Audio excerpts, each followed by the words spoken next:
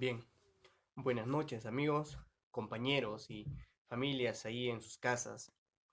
Vamos a hablar un tema muy importante sobre esta crisis que se nos, que sigue pues presentándose, ¿no? En cada región de nuestra ciudad. Mm, Hasta el momento pues superamos 54.000 infectados y se vienen pues tiempos peores, ¿no? El pasado 14 de abril del 2020, el gobierno identificó, declara 3 etapas de nuestras vidas en los tiempos del coronavirus. La primera etapa en la que actualmente nos encontramos abarca desde el 6 de marzo y comprende una serie de medidas adoptadas por el gobierno en el marco del estado de emergencia, tanto en los aspectos de salud, económico, educativo y social. La segunda etapa, pues, que comprendería entre el 27 de abril y finales de 2020. Esto implica el reinicio gradual de las actividades y la tercera etapa en la que iniciaría el primer trimestre del 2021. Entonces, esto involucra diversas reformas de salud, laboral, energética, económica y social, ¿no? Como se dicen por ahí, ver para creer. Y aún no superamos la primera etapa. Desde 6 de marzo del 2020, fecha en que fuimos notificados con el primer paciente infectado con COVID-19. Estuvimos siendo abrumados con tanta información de tipo sanitaria, política y económica sobre el coronavirus, que al parecer la población quedó bloqueada y no fue pues capaz de tomar conciencia sobre la realidad de los números, ¿no? O sea, esto no es mi intención de alarmar ni mucho menos crear pánico colectivo. Según el ente de la República, el grupo Prospectiva COVID-19, ¿no? Encargado de apoyar acciones para enfrentar la propagación del coronavirus, el Comando de Operaciones contra el COVID-19, con competencia en el manejo clínico de pacientes en UCI y aspectos logísticos de investigación para la campaña contra el coronavirus y el Ministerio de Salud. Tenemos los siguientes datos, ¿no? Que nos revelan lo que realmente se nos viene. A ver, un ratito.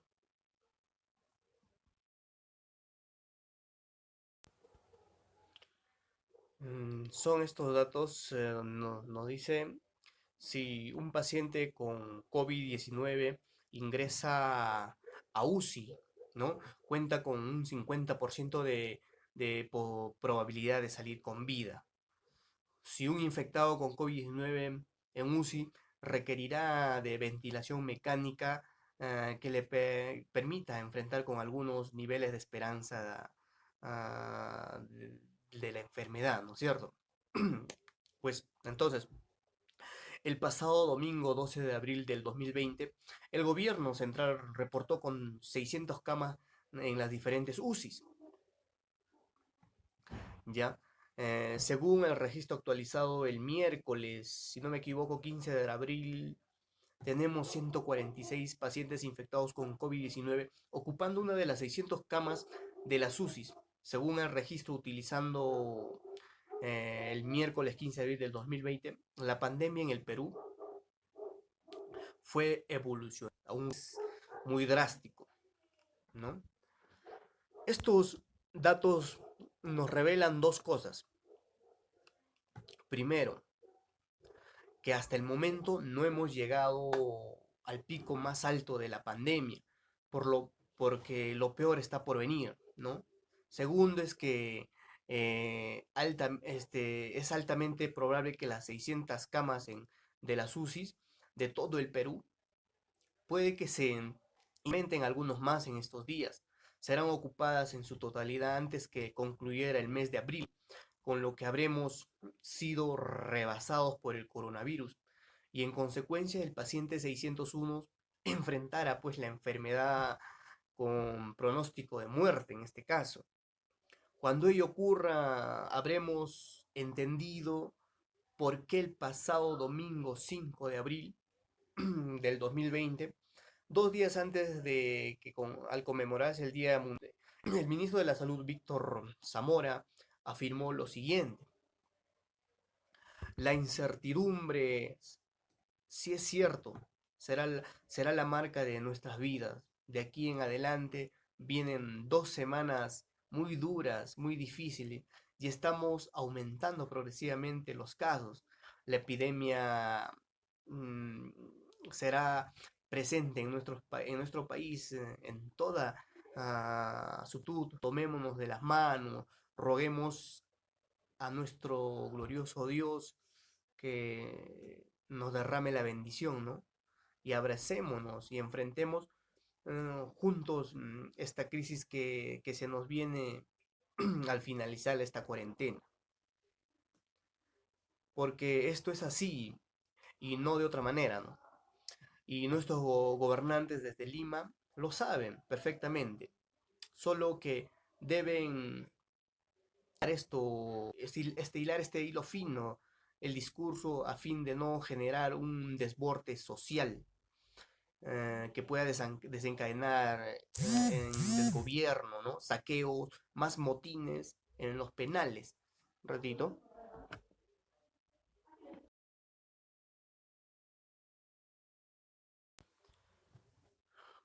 Bien, como decíamos, que mm, solo se debe, pues, hilar un hilo fino, ¿no? Hilar un hilo fino en el discurso a fin de no generar un desborde social que pueda desencadenar en desgobierno o entrar en desgobierno, ¿no?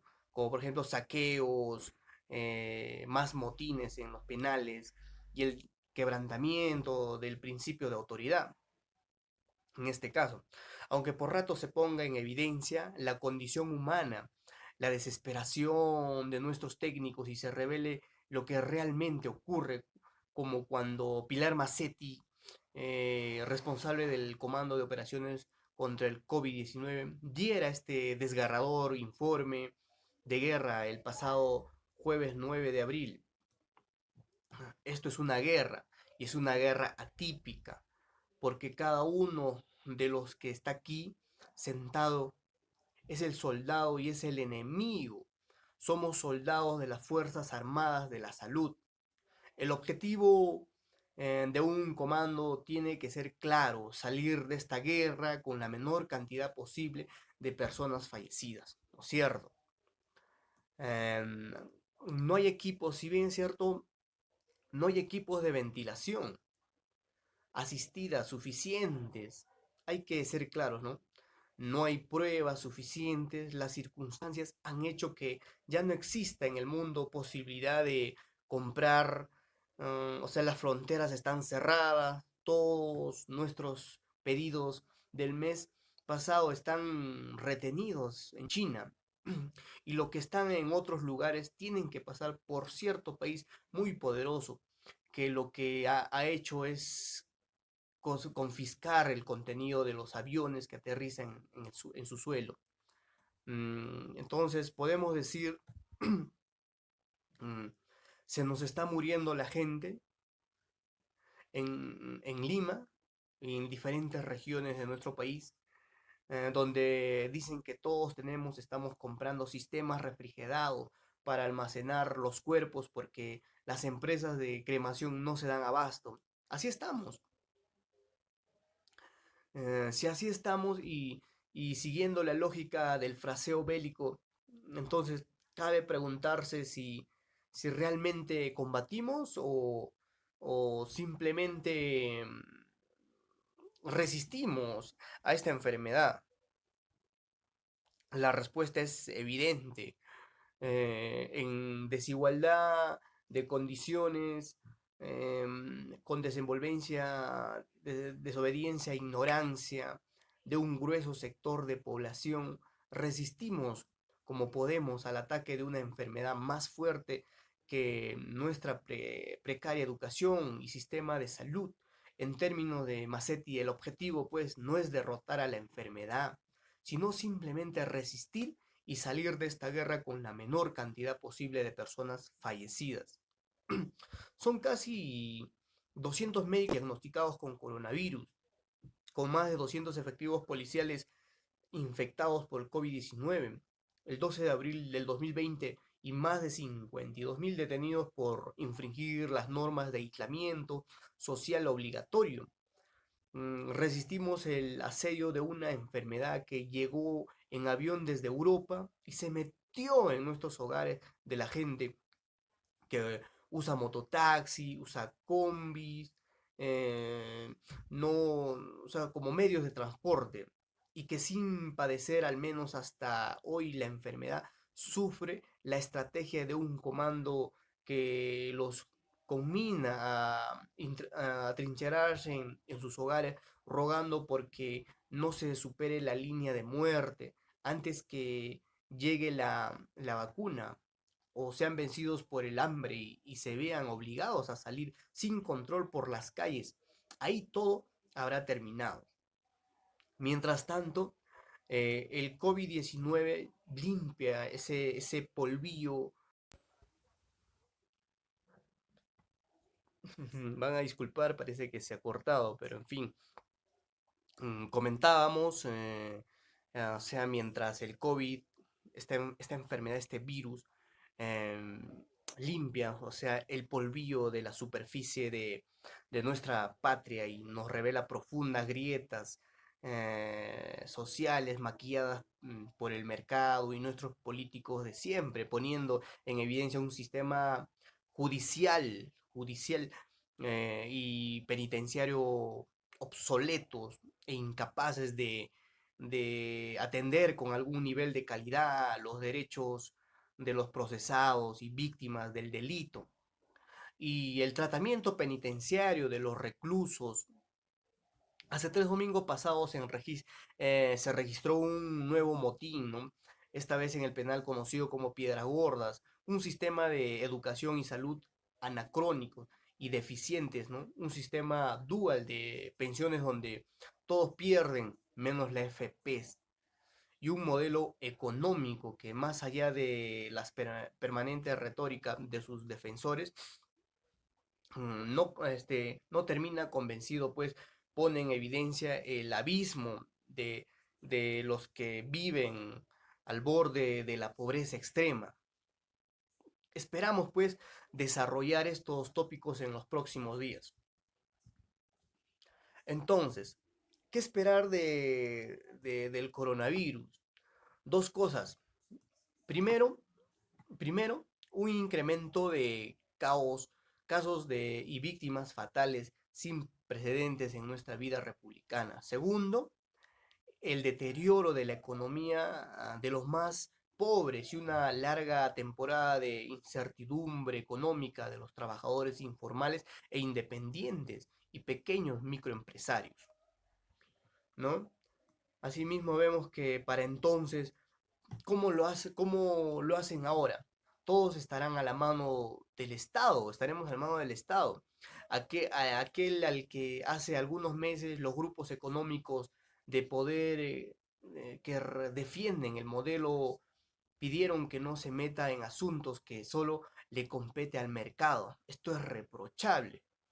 Eh, pero esto terminará en algún momento, cuando el dueño del virus proporcione la cura de la pandemia, cuando nuestros organismos generen por sí solos inmunidad, o cuando la comunidad científica logre descubrir la luz en medio de esta oscuridad que ya ha infectado a más de 2 millones de personas en el mundo y cobrado la vida de más de 137.000 seres humanos.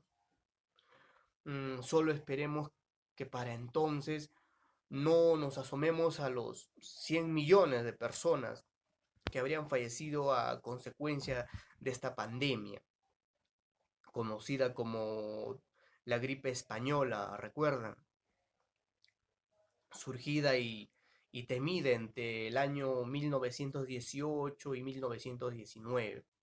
Durante el final de la Primera Guerra Mundial, esto se expandía por todo el mundo, infectando en solo un año y medio a un tercio de la población mundial. Claro, sin contar las otras pandemias que vimos, ¿no? Que, bueno, vamos 4 meses de haber detectado el virus. Esperamos contar con la vacuna pronto.